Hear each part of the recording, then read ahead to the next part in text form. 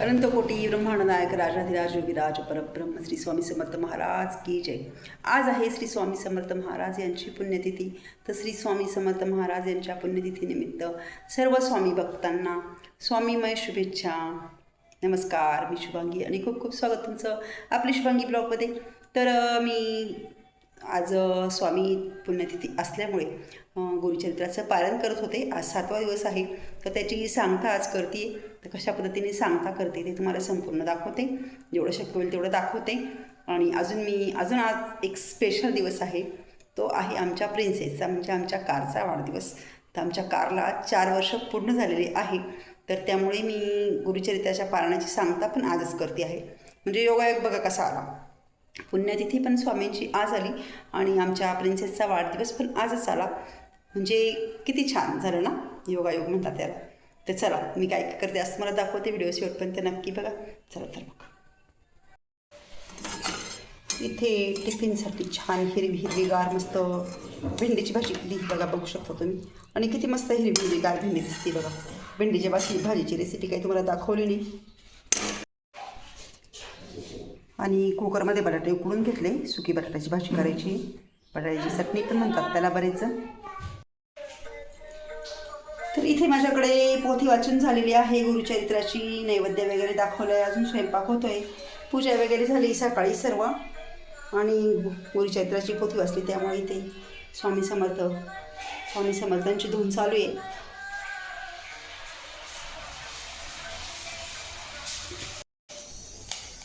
तर इथे हे बघा, हा माझ्या नवीन कुरड्या आहे, किती छान फुलल्या बघू शकता तुम्ही। तर इथे ना रोहिणी 3 रोहिणीचा अवतार खूप खराब होऊन गेला, कारण आम्ही दोघी पण सकाळचं कामावर होतो, त्याच्यामुळे दोघींचे अवतार खूप खराब होऊन गेले आमचे।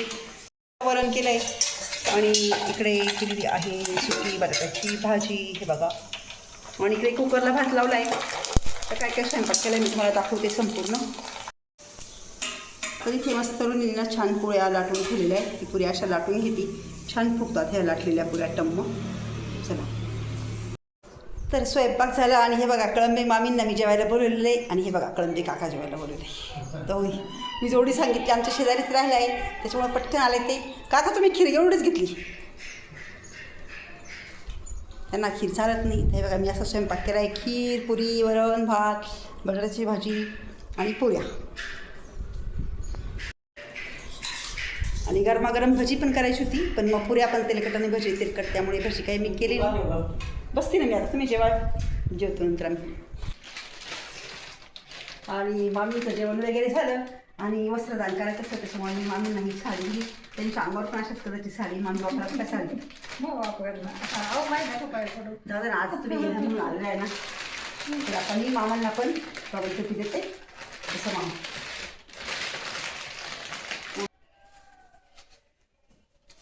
आणि नंतर मामांना पण वस्त्रदान केलंय, मामा मला टोपी घालते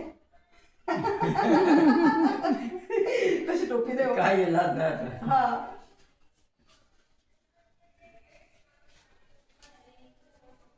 साधं फळ आपलं करायचं आहे की नाही अशा प्रकारे मी साधं सिंपल उद्यापन केलं घरातल्या घरात, होय की नाही? जेवढं ऑपरेशन होईल तेवढं करायचं आहे की नाही? तर हे बघा, मी परत एकदा तुम्हाला माझा स्वयंपाक दाखवते। इकडे मी मस्तपैकी छान पेढे, काजू, बदाम घालून आणि नुसतं दुधामध्ये मी ही खीर केलेली आहे, ही तांदळाची खीर केली आहे। हिची पण मी संपूर्ण रेसिपी एक दिवस तुम्हाला नक्की दाखवेल। आणि इकडे कुकरमध्ये मस्तपैकी जिरा राईस केला आहे, आणि इकडे आहे पुऱ्या, आणि इकडे आहे बटाट्याची सुकी भाजी, तसेच इकडे कुरड्या पापड्या तळून ठेवले आहे। आणि इकडे छान मिक्स डाळीचं ना मस्त तसं छान वरण केले। तर कळंबे मामा आणि मामी जेवण करून गेले, त्यांना स्वयंपाक खूप आवडला, त्यांना विशेषतः माझी डाळ फार आवडली। मी तुरीची डाळ आणि मुगाची डाळ मिक्स डाळ करते, सिंपल करते, पण खूप छान टेस्ट असते माझी डाळीची। जे ही माझ्या घरचे होतं ते म्हणतात तू वरण कसं करते, तसं तर हे खरं तर हे वरण मला माझी मुलगी पिल्लू माझी श्रुतीने मला शिकवलेलं आहे। श्रुती खरंच वरण अप्रतिम करते। चला आता मी पण जेवण करते। रोणीचा ना एक महत्त्वाचा कॉल चालू आहे, त्याच्यामुळे ती नंतर जेवणार आहे। चला आता मी जेवण करतो। आणि आता जेवण वगैरे झालं, कळंबे मामी आणि मामा गेले त्यांच्या घरी, माझं पण जेवण झालं, दुपारची सर्व कामं आवरली आणि आता संध्याकाळचे 7 वाजले आहे. घरातली दिवाबत्ती पूजा वगैरे झाली आणि मी इथे जवळच आमच्या तिथे स्वामी समर्थ महाराजांचं मंदिर आहे, तिथे दर्शनाला चालले आहे. तर चला माझ्यासोबत दर्शनाला. तर मंदिराच्या बाहेर इथे ही पाण्याची टाकी ठेवलेली आहे भाविकांना हातपाय धुण्यासाठी. आणि इथे मस्त आज दिवसभर भंडाऱ्याचा कार्यक्रम होता, पण भंडाऱ्याच्या कार्यक्रमाला काही मी गेली नाही, डायरेक्ट दर्शनाला चाली संध्याकाळी. आणि इथे मस्तपैकी होम पेटवलेला आहे, तर इथे पण मी दर्शन वगैरे केलं. आणि नंतर आहे ना इथे कल्पवृक्षाचं झाड लावलेलं, कल्पवृक्ष म्हणजे औदुंबराचं झाड लावलेलं आहे. त्या औदुंबराच्या झाडाला दर्शन वगैरे करून प्रदक्षिणा मारल्या 5 आणि नंतर मग मी मध्ये दर्शन घेण्यासाठी गेली.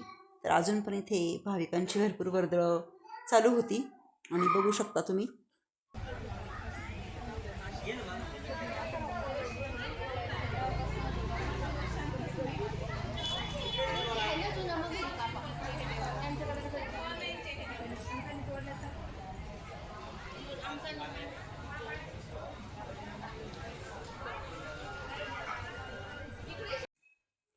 तर इथे छान छोटीशी स्वामींची पालखी ठेवलेली होती, तिथे पण मी दर्शन वगैरे केलं.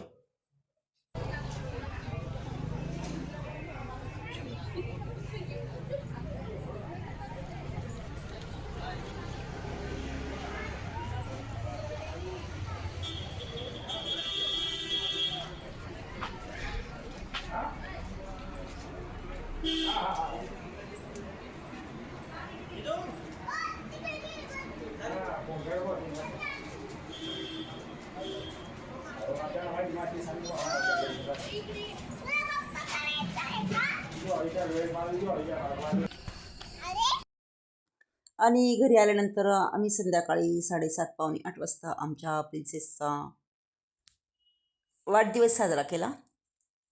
प्रिन्सेस म्हणजेच आमची ही कार. आमच्या कारला आज 4 वर्ष पूर्ण झाले. 15 एप्रिल 2022 रोजी आम्ही आमची कार आणली होती. आज प्रिन्सेसला 4 वर्ष पूर्ण झाले. आमच्या पिलूनी आमच्या कारचं नाव प्रिन्सेस ठेवलेलं आहे. तर प्रिन्सेसला प्रथम मी ओवाळलं, नंतर तेजसला पण ओवाळलं, नंतर मी ओवाळल्यानंतर रोहिणीने पण ओवाळलं, गिरूनी पण ओवाळलं. तर तुम्हाला सगळ्यांना मी याच्या अगोदर पण सांगितलेलं आहे की आमची ही कार माझी मुलगी श्रुती हिने आम्हाला गिफ्ट घेतली आहे. ज्यावेळेस आम्ही या घरात राहायला आलो 2021मध्ये घरामध्ये राहायला आलो आणि मार्चमध्ये लगेच श्रुतीचं काम झालं एक्सेंचर कंपनीमध्ये. एक्सेंचर कंपनी जॉईन झाली आणि लगेचच मेमध्ये 2च महिन्यात ती म्हणजे मार्चमध्ये तिला कॉल आला एक्सेंचरचा आणि मेमध्ये ती जॉईन झाली.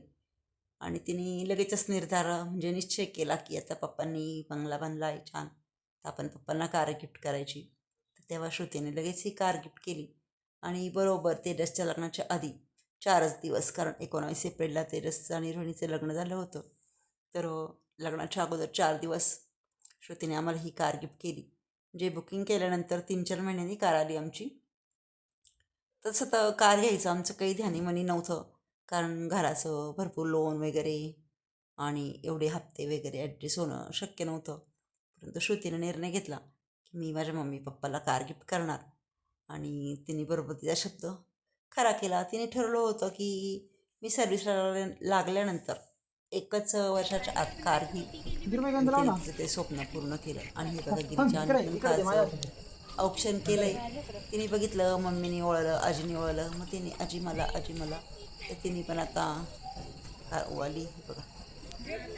चला तर मग अशा प्रकारे स्वामीच्या दिवशीच आमच्या कारचा वाढदिवस पण होता आणि आजच माझ्या गुरुचरित्राच्या पोथीची पारायणाची सांगता पण झाली. असा होता आजचा दिवस. चला तर मग आजचा व्हिडिओ इथेच संपवते. परत भेटू उद्याच्या नवीन व्हिडिओमध्ये. तोपर्यंत बाय बाय.